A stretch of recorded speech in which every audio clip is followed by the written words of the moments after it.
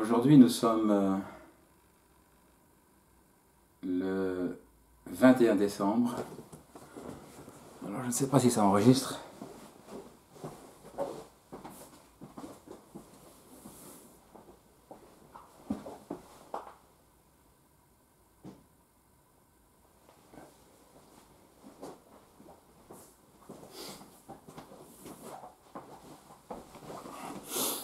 Oui, c'est bon, ça enregistre. Donc aujourd'hui, nous sommes le 21 décembre 2021 et c'est l'anniversaire du 21 décembre 2015. Le 21 décembre 2015, quelque chose de spécial est arrivé lorsque je suis parti au Ghana pour traduire des réunions dans lesquelles participaient plusieurs frères, dont frère Kevin Blewett, qui est pasteur à Londres. Et ce matin-là, j'étais arrivé à l'aéroport de Accra, au Ghana, à 5 heures du matin, après avoir pris un vol depuis Bruxelles jusqu'à Casablanca, et puis un vol de nuit de Casablanca jusqu'à Accra, au Ghana. C'était un très mauvais vol, je n'avais pas dormi, j'étais très fatigué. Et quand je suis arrivé à 5 heures du matin à Accra, ma valise n'était pas là. J'ai attendu que le dernier passager soit parti, que les dernières valises arrivent sur le tourniquet. Et ma valise n'était pas là. Donc j'ai fait une déclaration de perte à la compagnie. Et puis pendant tout ce temps-là, ça a pris du temps. Je me demandais si quelqu'un m'attendait à la sortie. Bien, peut-être que quelqu'un avait pensé que j'avais manqué l'avion et peut-être qu'il n'y avait plus personne qui m'attendait. Donc après avoir fait toutes les formalités, je suis sorti de l'aéroport et là j'ai vu qu'une personne m'a fait signe, ce qui était un grand soulagement pour moi, et c'était le frère Kwanzaa, le cher frère Kwanzaa qui m'attendait et qui a pris soin de moi. Il m'a accompagné pour acheter quelques vêtements de réserve pour me dépanner, que j'ai toujours d'ailleurs. Et puis je me suis reposé un petit peu à l'hôtel. Et frère Blewett devait arriver le soir même à l'aéroport de Accra, aux alentours de 20 heures. Mais je savais que frère Blewett avait une petite intervention chirurgicale et donc je ne voulais pas qu'il se fatigue et qu'il y ait un problème en portant ses valises. Donc j'ai insisté auprès de frère Kwanzaa pour pouvoir l'accompagner le soir à l'aéroport afin d'accueillir frère Blewett. Et sachant les difficultés que j'avais eues moi-même le matin, je ne voulais pas que frère Blewett ait la moindre difficulté en arrivant à l'aéroport de Accra. Donc nous partons le soir même, j'accompagne frère Kwanzaa, et en arrivant à l'aéroport, je remarque qu'il y a, à la sortie de l'aéroport, là où les gens sortent, il y avait déjà une foule qui était amassée de peut-être environ 200 personnes, peut-être 200-300 personnes, qui attendaient la sortie des passagers. J'ai aussitôt dit à frère Kwanzaa, s'il te plaît, dépose-moi ici, pendant que tu vas garer ta voiture, au cas où frère Blewett sortirait de l'aéroport.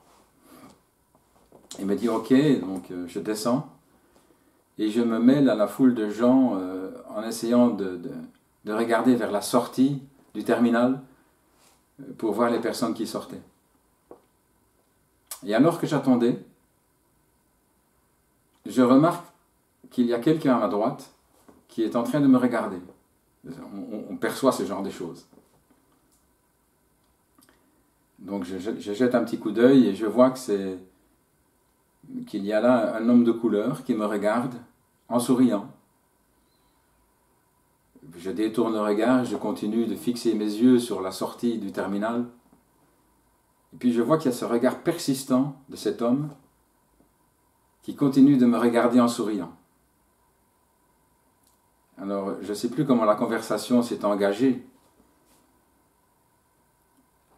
ne sais plus exactement, mais il me dit peut-être vous attendez quelqu'un ou... Moi je me souviens que je lui ai dit oui, j'attends un homme de Dieu. Et je commence à parler de frère Bleuet sans citer son nom. Je dis j'attends un homme de Dieu qui vient pour prêcher s'il y a une convention. Et il me pose cette question un peu inhabituelle. Il me dit will you recognize him? Est-ce que vous allez le reconnaître? Je dis oui, bien sûr, je le connais, je l'ai déjà vu, je le reconnais sans aucune difficulté. Et on échange encore quelques paroles. Et puis à un moment donné, il sort de sa poche un petit objet métallique, que j'ai toujours ici d'ailleurs. Et en me montrant cet objet, il me dit c'est un diamond quelque chose. Un mot que je ne connaissais pas. Mais j'entends le mot diamond. Bon, je prends l'objet et je lui dis mais ça c'est pas du diamant, c'est du métal. Je ne sais pas, je pensais ça m'a l'air un peu sur le ton de la plaisanterie, disons.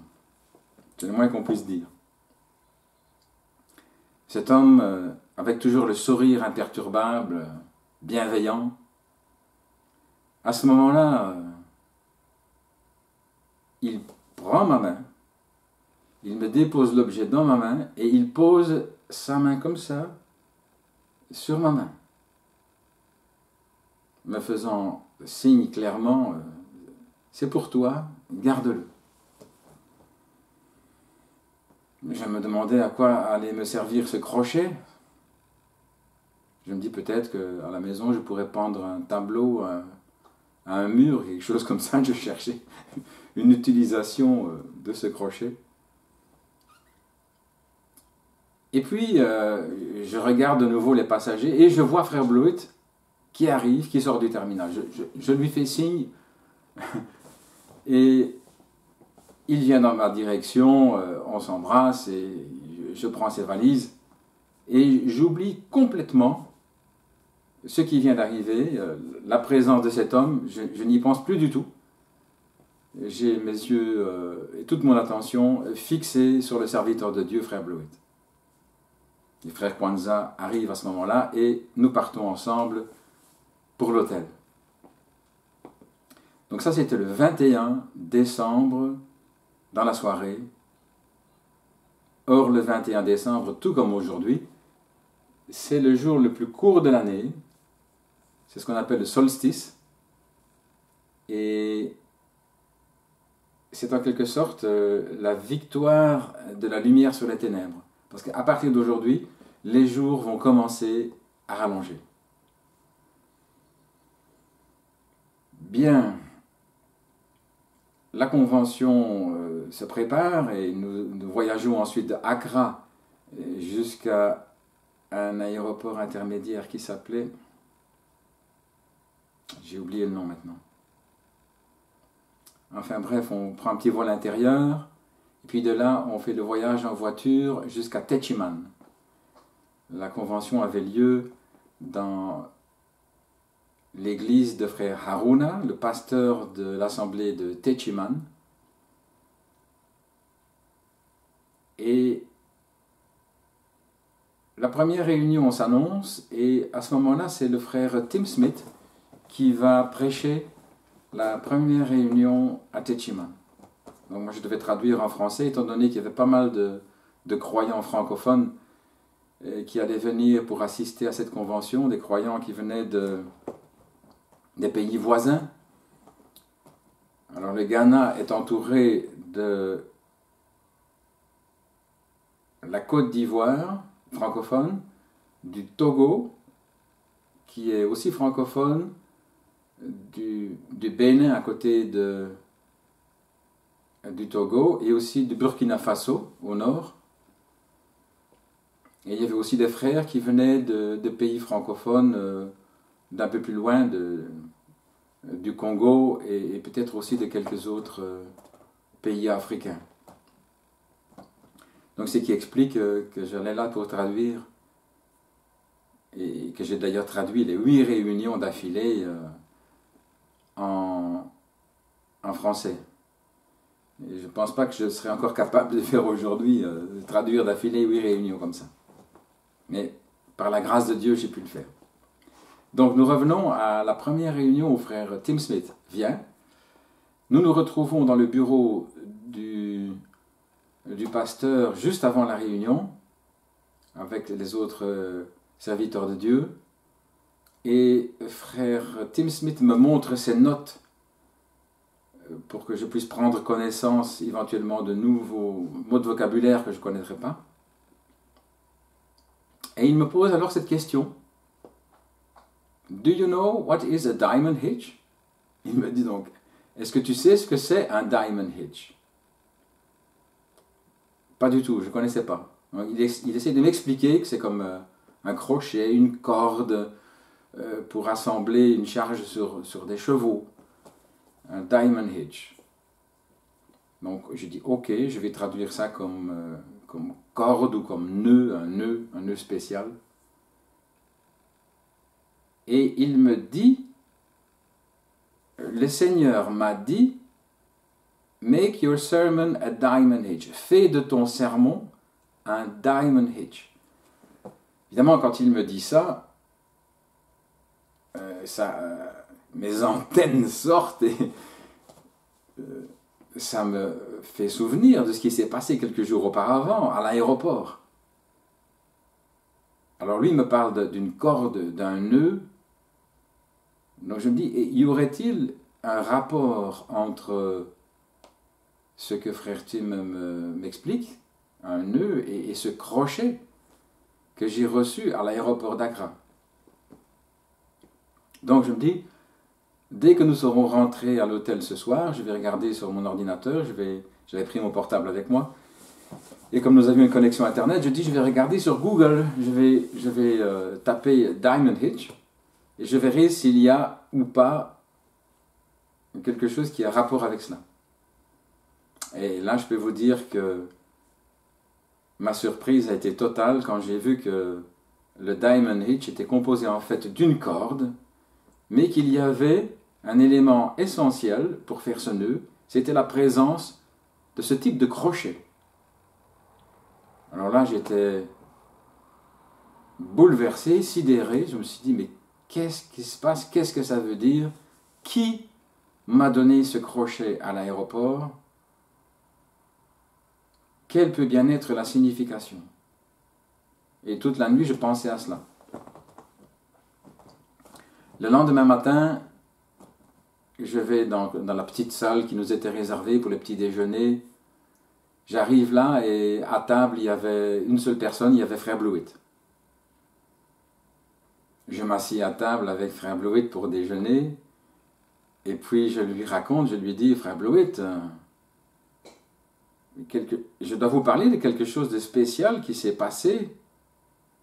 Frère Tim, il a prêché hier sur le Diamond Hitch. Et voilà ce qui s'est passé. Et je lui raconte que alors que j'étais en train de l'attendre à l'aéroport, un homme bienveillant, me souriant, m'a donné ce crochet en me le présentant comme étant un diamond hitch. Je n'ai pas reconnu le mot hitch, mais j'avais bien reconnu le mot diamond. Au point où c'était transformé sous forme pratiquement de plaisanterie avec cet aimable homme qui m'avait donné cet objet. Tout de suite, frère Blewett prend son téléphone, son portable, et il regarde dans la table, dans le message de frère Branham, s'il est question de Diamond Hitch. Et après quelques instants, frère Blewett me regarde et il me dit, il n'y a qu'un seul passage. Un seul passage où frère Branham utilise ce terme, Diamond Hitch, et c'est dans Apocalypse chapitre 5.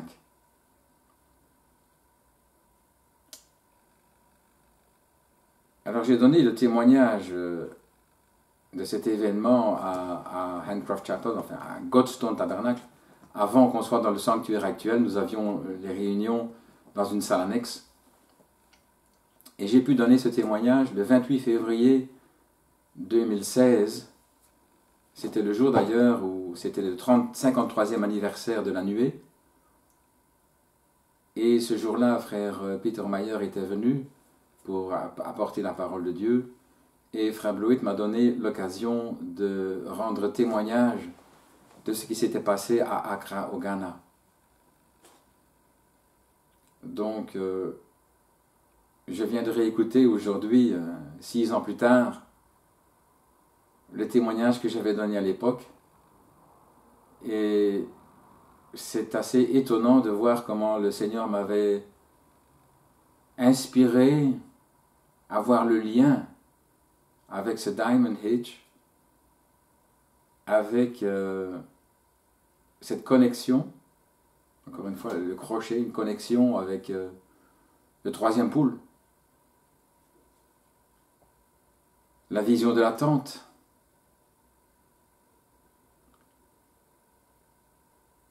le fait que l'épouse, nous sommes comparés à des truites arc-en-ciel, et que dans cette fameuse vision de la tente que le prophète avait reçue à la fin de l'année 1955, si je me souviens, où le Seigneur lui dit, l'ange de l'Éternel lui dit qu'il va faire de lui un pêcheur d'hommes, et pas n'importe quel poisson, puisqu'il s'agit des truites arc-en-ciel. Et ce crochet est aussi un symbole merveilleux d'un hameçon, d'une canne à pêche, qui permet d'attraper cette truite arc-en-ciel. Il y a tellement de choses à dire, tellement de choses merveilleuses. Ce fameux message de frère Coleman qu'il a apporté en 1992. Ce message où le Seigneur lui dit « Prends ta plume et écris ». Vous savez que c'est arrivé au prophète. Si le Seigneur demande d'écrire quelque chose, c'est que c'est très important. Et je pense que si on continue d'étudier et de creuser dans ces petits signes que le Seigneur nous montre, ce sont des petits signes suffisamment vagues que pour pouvoir laisser la place aux critiques, pour éliminer avec aisance les signes que le Seigneur nous montre. Si c'était trop évident, il n'y aurait plus de foi. Donc, je pense que le Seigneur agit toujours ainsi, par des petits signes qui seraient à la limite imperceptibles s'il n'y avait pas la grâce de Dieu qui permet de déceler et puis d'analyser et de voir ce qui est symbolisé derrière tous ces symboles que le Seigneur nous a montrés au travers des ans. Vous savez que la Bible, le livre de l'Apocalypse en particulier, est un livre de symboles. C'est un livre de symboles et pourtant on l'appelle le livre de la révélation. C'est la révélation de Jésus-Christ. Donc je crois que tous ces mystères cachés, la révélation de ce qui est caché, n'est destinée qu'à l'épouse. C'est merveilleux. L'Apocalypse, le livre de la révélation, est un livre de symboles. Dans sa grâce, le Seigneur nous donne des symboles pour nous aider à comprendre et à recevoir la révélation qu'il nous donne encore une fois par des envoyés de Dieu, par des anges célestes et par des anges terrestres. Combien je suis reconnaissant au Seigneur de nous avoir donné le véritable quintuple ministère. Et là, il y a tellement de choses à dire aussi. Combien c'est important de les recevoir, de les respecter, de les recevoir comme étant des dons de Dieu pour nous.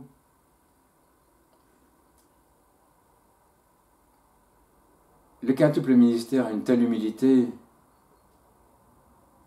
qu'en aucun cas, ils ne se font passer pour quelqu'un de supérieur aux autres. Au contraire, ils mettent toujours les autres plus haut qu'eux-mêmes. Et s'il y a quelque chose qu'ils ne comprennent pas, ils ont la simplicité et la sincérité de dire « je ne sais pas ». C'est cette attitude qui a toujours renforcé en moi la confiance absolue que j'ai dans le don de Dieu, en particulier le don qu'il a fait à mon cher frère et ami que je respecte énormément, frère Kevin Blewett. Gloire au Seigneur. Je remercie Dieu de ce qu'il m'a permis dès 1996, frère Blewett que je connais depuis, je vais dire depuis toujours, depuis que nous sommes arrivés dans le message en 1983, mais plus particulièrement en ayant eu le privilège de le traduire à de nombreuses réunions de jeunes, fin des années 80, début des années 90, et surtout la convention de Toulouse en 96 où il avait prêché ce fameux message magnétisé à la pierre de fête. Vous savez, en 96, il s'était passé quelque chose de très spécial. C'est l'année où tout un groupe de Londres s'est séparé de leur ancien pasteur, qui ne marchait pas malheureusement dans la révélation présente, dans l'inspiration. Et il y a beaucoup de serviteurs de Dieu aujourd'hui qui sont dans le même état. Je pense des serviteurs sincères, qui sont convaincus de marcher dans la lumière, mais qui n'ont pas ou qui n'ont pas encore reçu la grâce de reconnaître et de recevoir un ministère confirmé. Et à propos de reconnaître, cela me fait rappeler cette question que m'avait posée cet homme. Je l'appelle l'homme parce que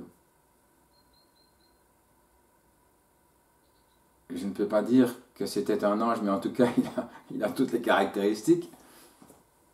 C'était un envoyé de Dieu, en tout cas. Et il m'avait posé la question par rapport au serviteur de Dieu, frère Blewett. Will you recognize him? Le reconnaîtras-tu?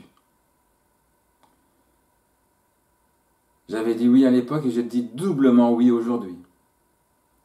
Et je suis content d'avoir pu donner ce témoignage il y a quelques jours au Godstone Tabernacle, où j'ai trouvé par terre ce fameux cadre représentant de Forest Cathedral, la cathédrale dans la forêt. C'était le 28 novembre, en arrivant là à l'église ce matin, vers 9 h du matin, ce dimanche. Nous étions les premiers arrivés, à part un huissier, un diacre peut-être qui était déjà là.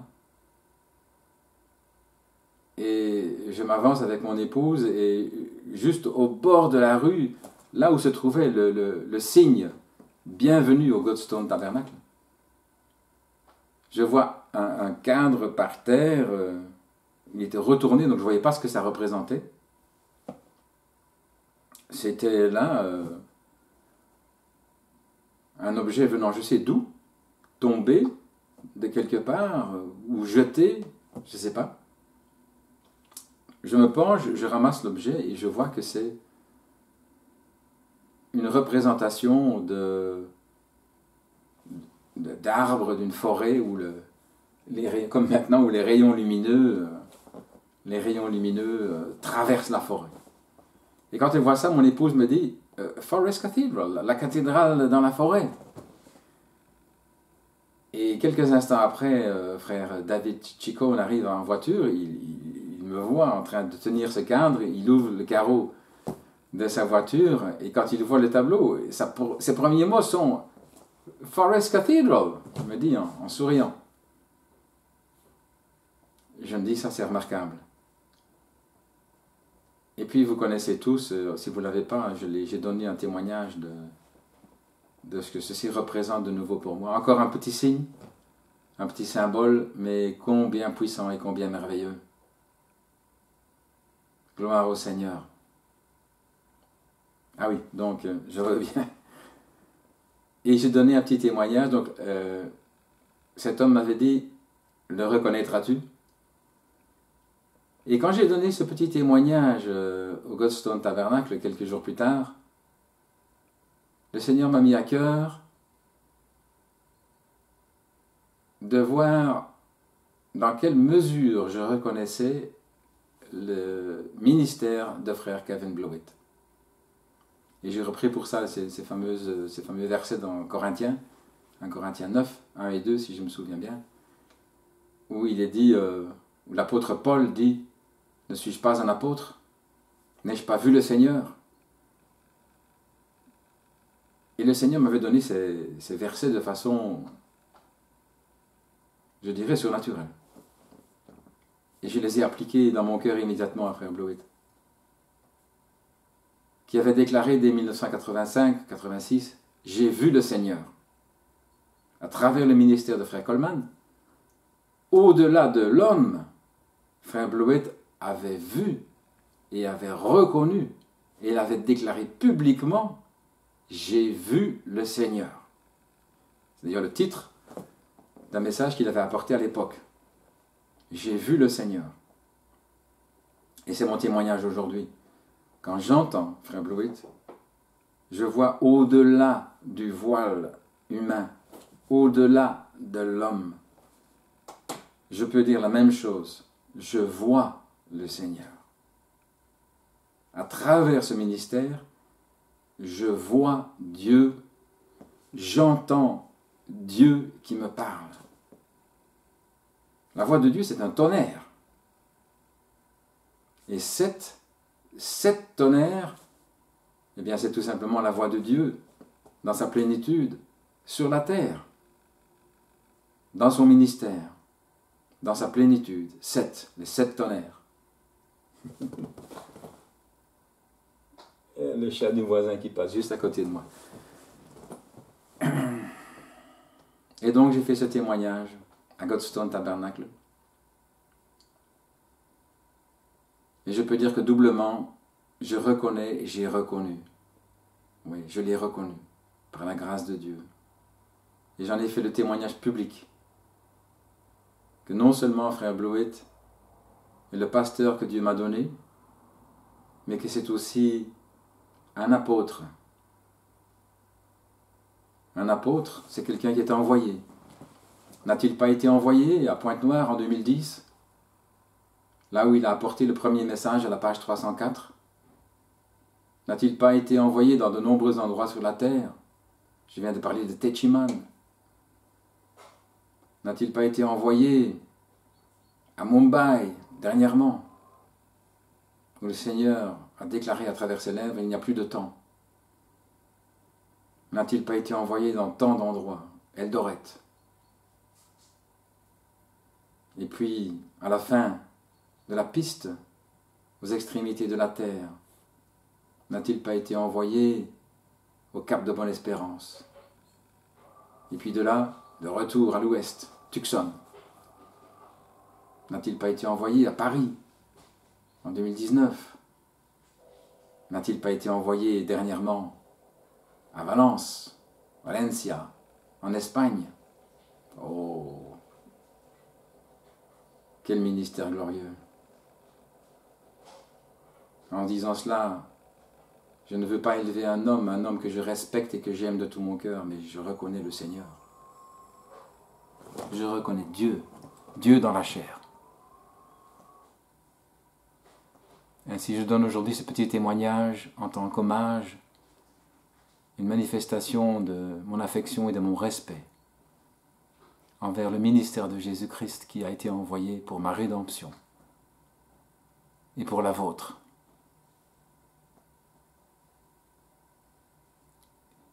Et nous savons aussi que Dieu a dit, après le salut, la meilleure chose que Dieu peut donner à un homme, c'est une épouse. Et je remercie Dieu pour l'épouse qu'il m'a donnée.